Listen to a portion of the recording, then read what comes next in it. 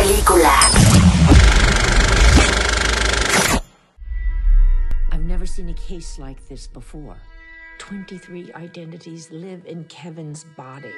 Did something happen?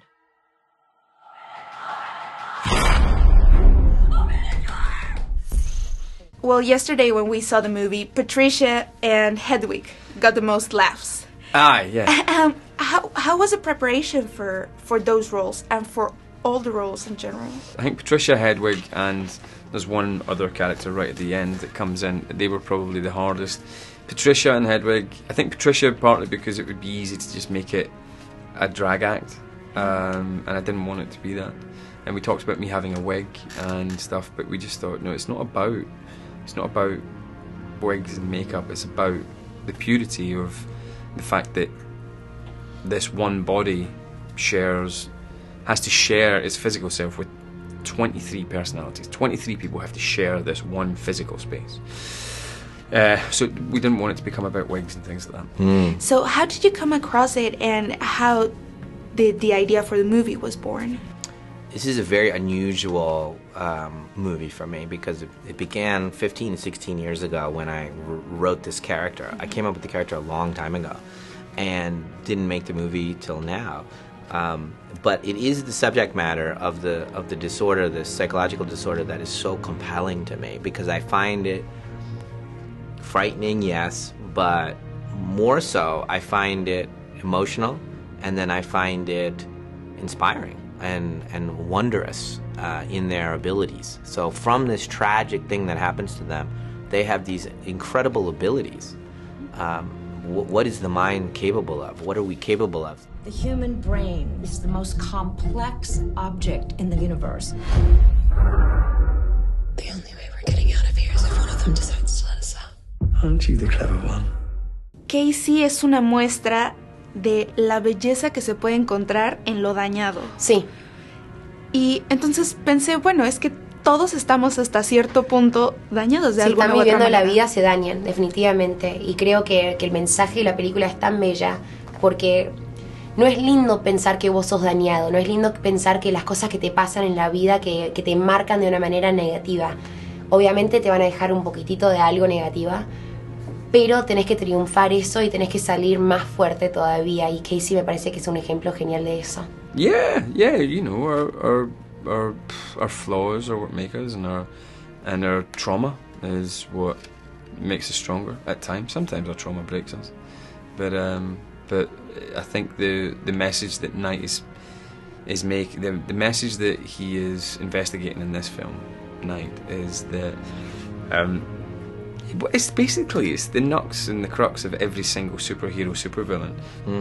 We're all in a continuum of that, I think. You know, in our society, we tend to strive for normal. Well, what is normal? An individual with multiple personalities can change their body chemistry with their thoughts. Someone's coming for you. Bueno, a través de la actuación, ¿crees tú que has descubierto en ti personalidades a través de tu carrera? Sí, definitivamente. Bueno, cuando pasas tanto tiempo con un personaje, te afectan. No puedes decir que no, te afectan de una manera u otra. Sí, tengo que decir que actuar me hizo dar cuenta que soy mucho más fuerte de lo que pensaba que era, especialmente Morgan. No. Yeah, no. Maybe. Yeah. But I think that's also to do with growing older and just at different stages in your life becoming slightly different people and growing as a person rather than it being about acting. What I do think is that acting allows you to sort of consciously grow, and it doesn't just happen by accident sometimes, you know. What will happen when he unlocks the potential of his brain? There is no limit to what he can become.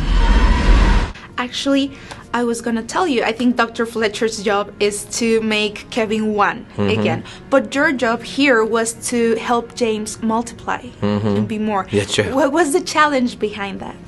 How I approached him was kind of how I approached anybody. It was as if we had a giant cast. That's what it felt like, a giant cast. It just so happened that James was playing most of the cast, right?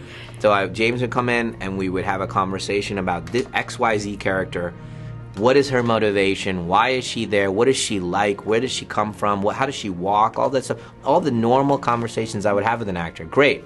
See you. Bye, James. Okay, bring in the other actor, James McAvoy. He sits down again. All right, let's talk about the boy. And we would do that. And so the process wasn't very different for me. It was probably extraordinarily difficult for James because I was talking to the same actor for every part. But it turned out great. Thank you.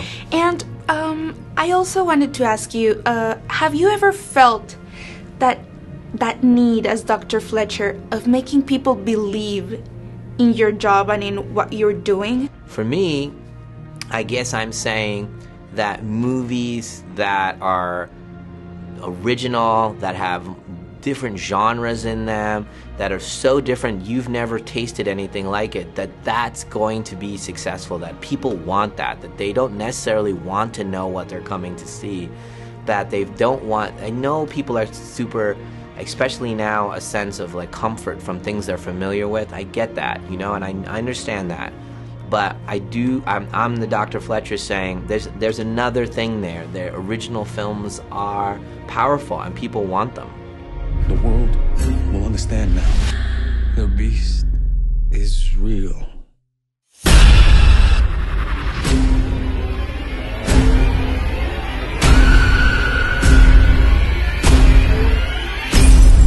He's done awful things to people, and he'll do awful things to you.